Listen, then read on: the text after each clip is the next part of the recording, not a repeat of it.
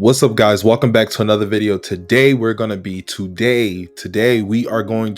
studying 1 Samuel chapter 25. This is going to be a 3-part series. So today we're going to be studying part 1, which is 1 Samuel chapter 25 verses 1 to 17. We're going to have 3 parts. It's going to be in 3 separate videos because it is too long for me to keep you waiting, but it's going to be some impactful lessons. We're going to actually dive into the harshness, dealing with a harsh and selfish man. We're going to see and we're going to dive in. We're going to know the meaning of what constitutes selfish. A selfish and harsh and hardened heart man. And we're going to dive into this. We're going to get into this. We're going to learn this. And we're going to know what the Bible says about being harsh and a hardened and vindictive person. Without further ado, let's get right into this video.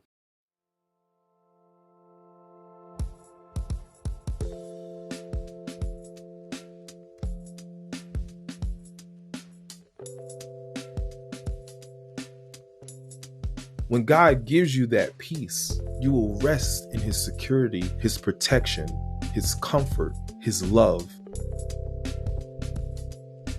So we're at 1 Samuel chapter 25, and we're going to read down to verse 17, and it reads, Then David moved down to the wilderness of Moab. There was a wealthy man from Moab who owned property near the town of Carmel. He had 3,000 sheep and 1,000 goats, and it was sheep shearing time. This man's name was Nabal, and his wife Abigail was a sensible and beautiful woman. But Nabal, a descendant of Caleb, was crude and mean in all his dealings. When David heard that Nabal were shearing his sheep, he sent 10 of his young men to Carmel with this message for Nabal: peace and prosperity to you, your family, and everything you own. I am told that it is sheep shearing time, while your shepherds stay among us near Carmel. We never harmed them, and nothing was ever stolen from them. Ask your own men, and they will tell you this is true. So would you be kind to us,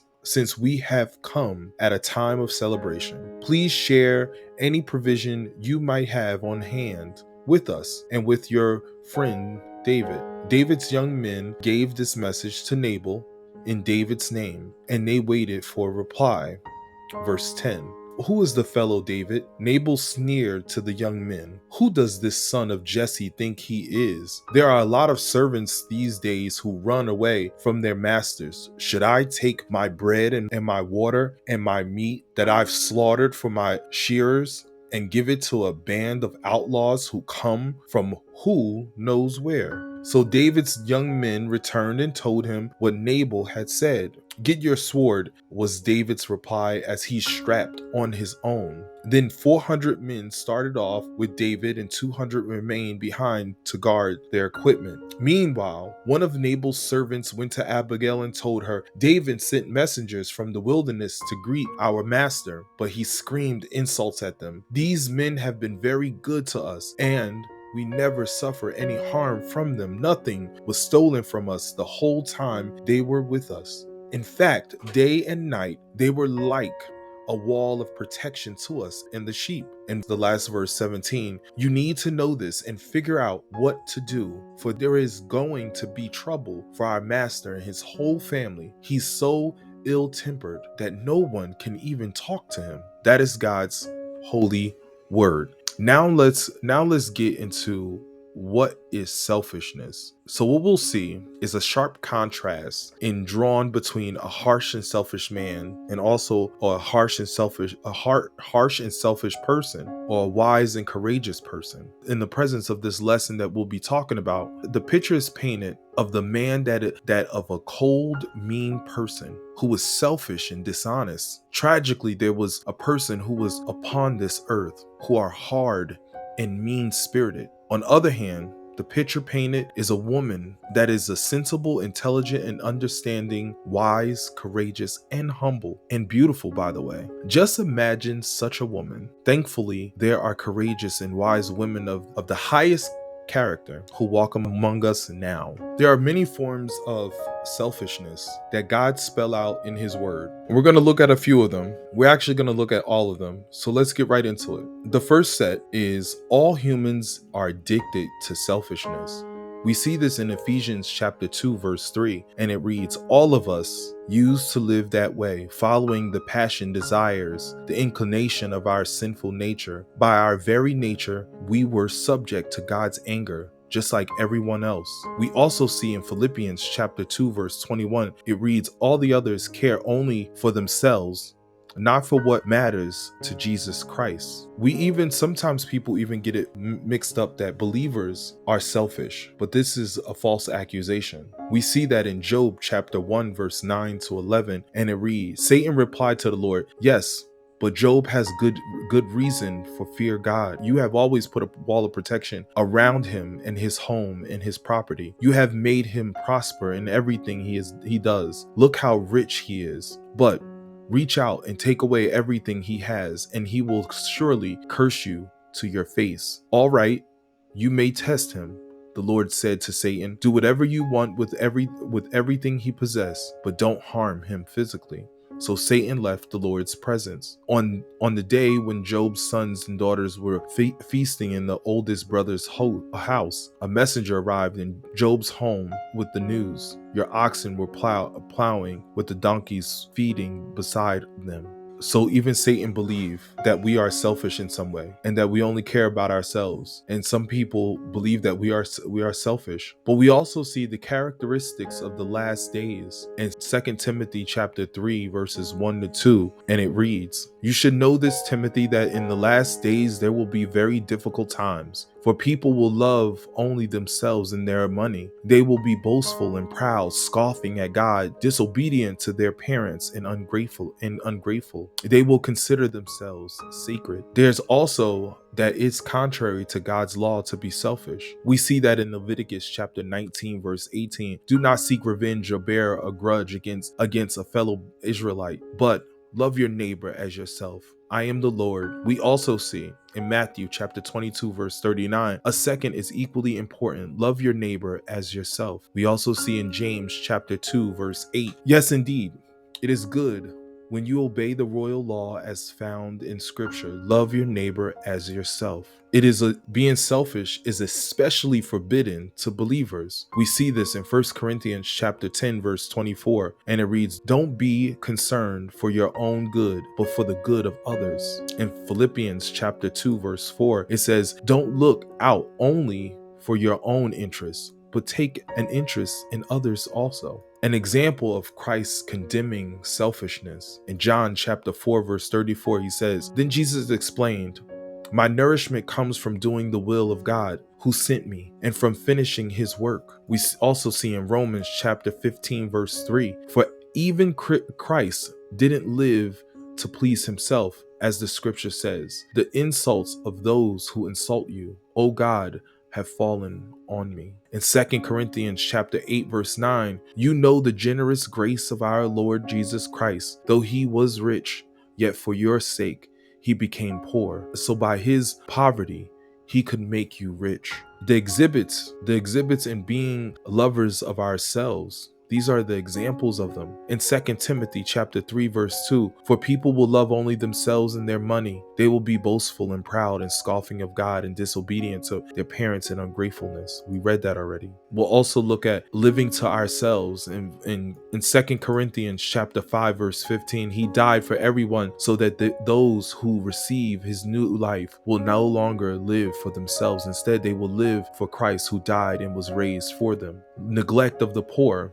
A selfish person will neglect the poor. If someone has enough money to live well and sees a brother or sister in need but shows no compassion, how can God love being that person? A performing duty for reward. Let's see what this means. You rulers make decisions based on bribes. You priests teach God's laws only for a price. You prophets won't prophesy unless you are paid. Yet all of you claim to depend on the Lord. No harm can come to us, you say, for the Lord is here among us, pleasing ourselves. In Romans chapter 15, verse 1, we who are strong must consider of those who are sensitive about things like this. We must not just please ourselves, seeking after gain. In Isaiah chapter 56, verse 11, like greedy dogs, they are never satisfied. They are ignorant shepherds, all following their own path and intent on personal gain, seeking our own. In 1 Corinthians chapter 10, verse 3, I too try to please everyone in everything I do. I don't just do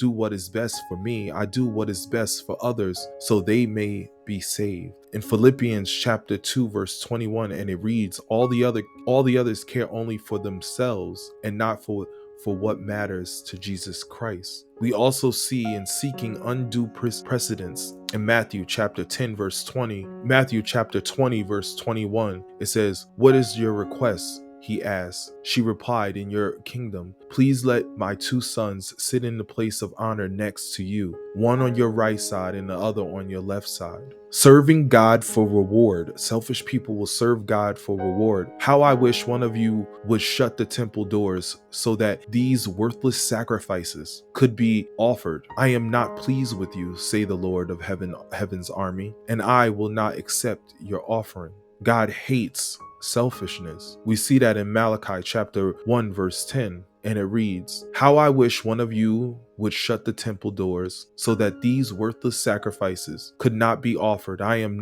not pleased with you, says the Lord of heaven's army, and I will not accept your offerings. The inconsistent with Christian love. Selfishness is absolutely inconsistent with Christian love. We see that in 1 Corinthians chapter 13, verse 5, or rude, it does not demand its own way. It is not irritable, and it keeps no record of being wrong. Its selfishness is inconsistent with the communion of believers. In Romans chapter 12, verse 4 to 5, it says, just as our bodies have many parts, and each part had a special function, so it is with the Christ's body.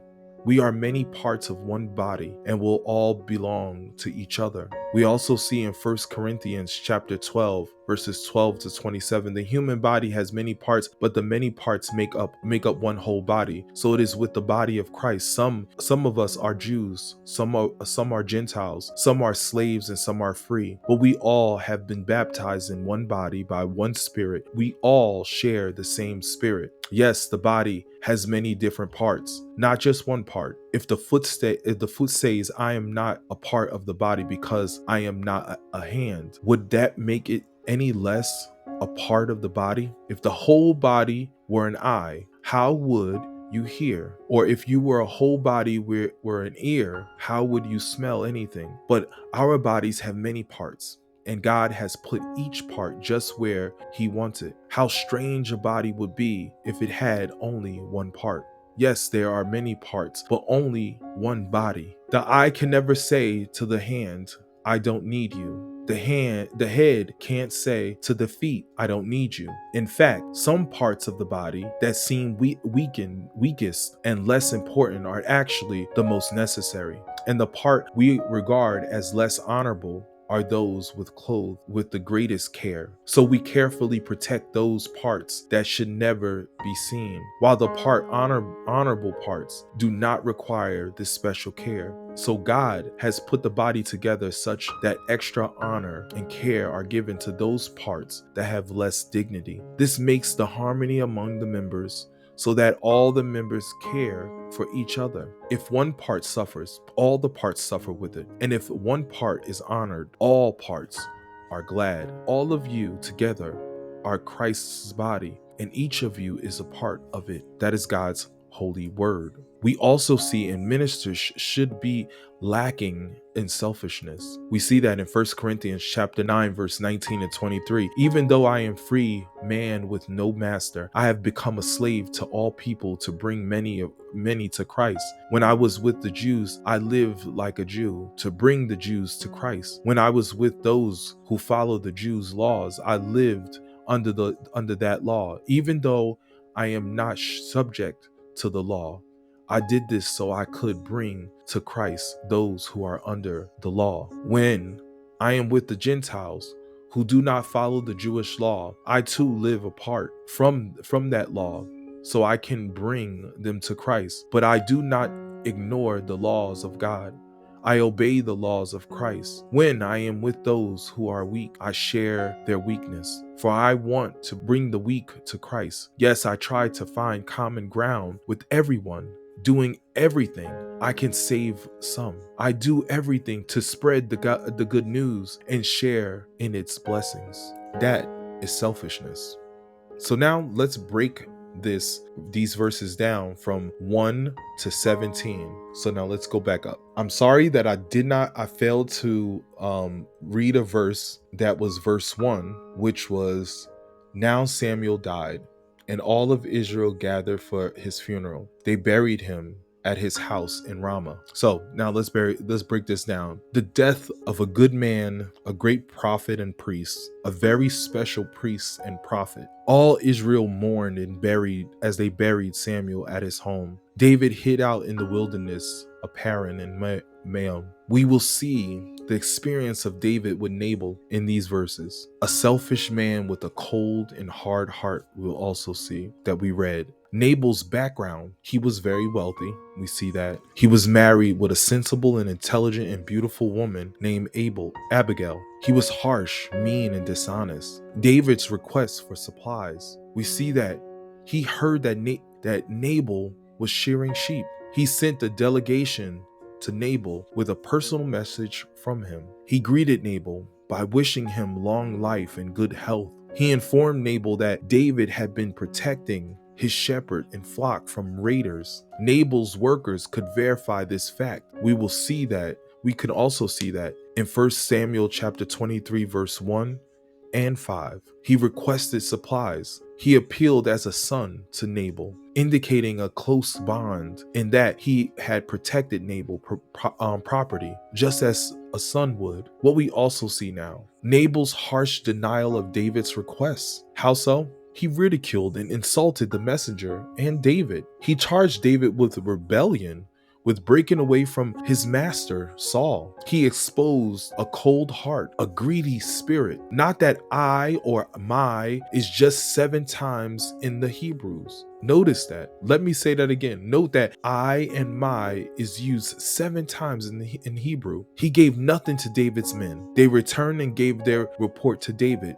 While David became angry, his reaction to Nabal's greed, his mean and selfish spirit. He mobilized 400 men to take vengeance. He left 200 men to guard their camp. A servant's reaction to Nabal's refusal to help David. He went straight to Abigail. He shared Nabal's insult against David's messengers. He shared the reason David's request for supplies should be granted. We also see that David always treated them well and never mistreated them. David protected them from marauders. He urged Abigail to take action, warned her of David's likely retaliation. He expressed his frustration. He called Nabal evil, wicked, a scoundrel to his wife. So now we got to see what a selfish man, a person with a hardened heart, a person that looks out just for himself. You now have the definition of what a selfish person looks like, a harsh person.